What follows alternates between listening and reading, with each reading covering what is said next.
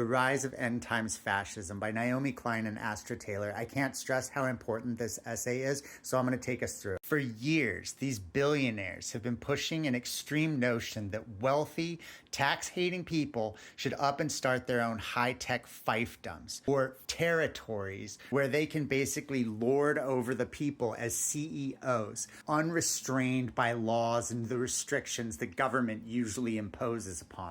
These would be techno-fascist corporate nation states. But now, all of a sudden, this once fringe network of corporate secessionists finds itself knocking on open doors at the dead center of global power. The first signs that fortunes were shifting came in 2023, when a campaigning Donald Trump, seemingly out of nowhere, promised to hold a contest that would lead to the creation of 10 freedom cities on federal land. The energy in DC is absolutely electric. The chief of staff of Prospera recently enthused that legislation paving the way for a bevy of corporate city-states should be complete by the end of the year, he claimed. They dream of splintering governments and carving up the world into hyper-capitalist, democracy-free havens under the sole control of the supremely wealthy, protected by private mercenaries, serviced by AI robots, and financed by cryptocurrency. One might assume that it is contradictory for Trump, elected on a flag-waving America First platform,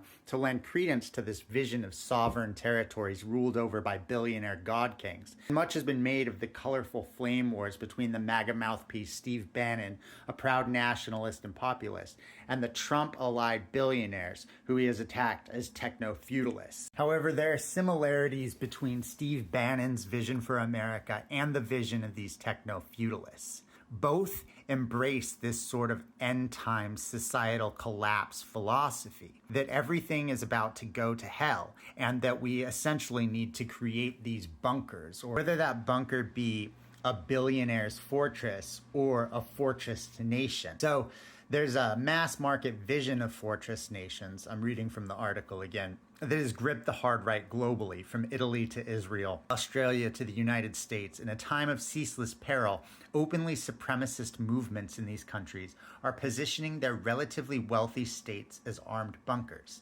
These bunkers are brutal in their determination to expel and imprison unwanted humans, even if that requires indefinite confinement in extra-national penal colonies from Manus Island to Guantanamo Bay.